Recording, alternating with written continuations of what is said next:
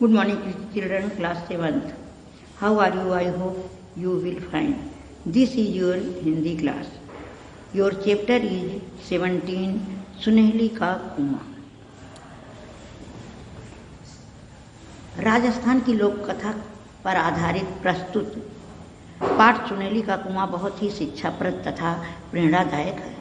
सच्ची निष्ठा और लगन से कठिन कार्य भी पूरा किया जा सकता है।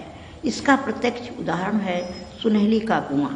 आज हम लोग प्रस्तुत पाठ के माध्यम से राजस्थान की लोक कथा का पठन करेंगे और शिक्षा भी ग्रहण करेंगे। सच्ची लगन से असंभव कार्य भी संभव बनाया जा सकता है। बच्चों में सुनहली का कुआं, परिश्रम से अमृत की प्राप्ति होती है। इस कथन को सिद्ध कर दिखाया सुनहली ने। राजस्थान और गुजरात की सीमा पर बसा हुआ एक गांव है, नरसी की डाड़ी। ऐसा प्रतीत होता है कि शायद उस गांव में पहले कभी नरसिंह मेहता और उनकी बहन रहती रही होंगी, या उन्होंने भी उस गांव को बसाया होगा, तभी उसका नाम नरसी की डाड़ी पड़ गया। यह गांव लगभग 40 फीट वर्ग मीटर की भूमि पर फैला हुआ है, जिसमें केवल 5 परिवार रहा करते थे। वे सब एक ही परदादा लकड़दादा की बेल के फल थे। विभाजन से पूर्व इस वंश का एक परिवार गुजरात से लगी अपनी भूमि के सीमांत पर जा बसा। जहाँ बंजारे ने कुआं बनवाया था, वह कुआं ही उस परिवार के मुखिया को वहाँ खींच कर ले गया। वह वहीं उसका मालिक बन बैठा। शेष परिवार उसी ढाड़ी की गढ़ी में बसे रह गए। वे लोग अपनी पुरखों की ढाड़ी छोड़कर कहीं जाना नहीं चाहते हैं। बच्चों, ये नरसी की ढाड़ी है जहाँ पर पानी का अभाव है। सुनहली जब नरसी की ढाड़ी में ब्याह कर आई तो उसका चेहरा चमकता हुआ सोने जैसा था। लोगों ने उसका नाम सुनहली रख दिया और सुनहली एकदम पहलवान और यंग थी। साहस हिम्मत उसमें भरा हुआ था। पहले ढाड़ी में कोई अपनी लड़कियों का शादी करना नहीं चाहता था। क्योंकि वहाँ पर दूर से पानी लाना पड़ता था। एक दिन सुनहली पानी लाने गई और वहाँ जा रही थी और आई। बराबर लोगों को देखकर यही बोलती थी, नरसी की ढाड़ी मर जाए थारी नानी। बुढ़ापे की ओर कदम बढ़ाती हुई सुनहली पिछले 50 वर्षों से इस गांव में यही गाली देती चली आ रही थी। सुनहली जब इस गांव में बीदड़ी बहू बनकर आई थी तब बड़ी सुंदर थी, लेकिन धीरे धीरे उसका चेहरा भी मलिन होता गया। बेचारी एक दिन पानी भरकर आ रही थी। वहीं ढाड़ी में खेजड़ा जैसे आपके यहाँ नागफनी का पौधा होता है, कांटेदार, और उसको पानी की उतनी आवश्यकता नहीं होती है। उसी तरह से राजस्थान में एक खेजड़ा नामक पौधा था और उसके जड़ के पास कुछ गीली मिट्टी दिखा। सुनहली ने कहा, जब यहाँ गीली मिट्टी है तो यहाँ पानी अवश्य होगा। और चूहों ने वहाँ बिल बना रखा था।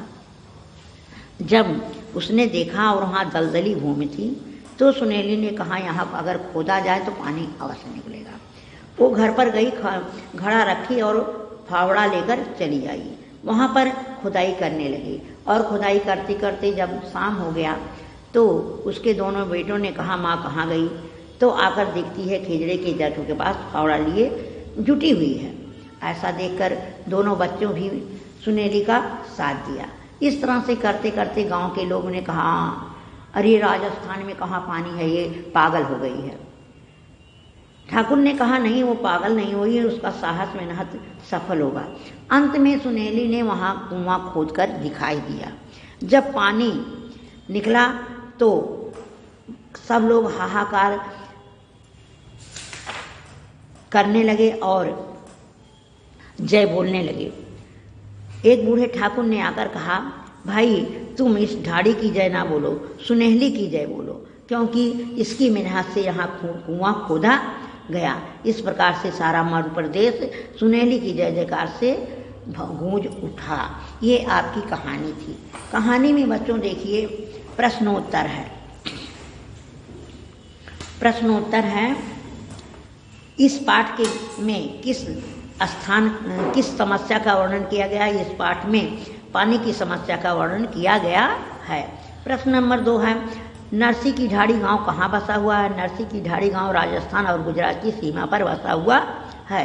राजस्थान में सबसे कीमती वस्तु किसे बताया गया है? राजस्थान में सबसे कीमती वस्तु पानी को बताया गया है। सुनेली के गांव में लोग अपनी लड़कियों का विवाह करना क्यों नहीं पसंद करते थे? सुनेली के गांव में लोग अपनी लड़कियों का विवाह करना इसलिए नहीं पसंद करते थे क्योंकि उस गांव में पानी की विकट समस्या थी।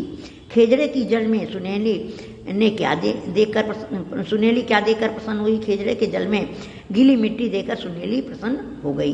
ये आपका क्लास वर्क है। होमवर्क में आप लिखोगे सुनेली कौन थी और उसके जिम्मे कौन सा काम था। सुनेली नरसी की ढाड़ी में बहू बनकर आई थी और उसके जिम्मे 4-5 कोस से दूर कुएं से पानी लाने का काम था। किसी व्यक्ति के पानीदार होने का क्या अर्थ है?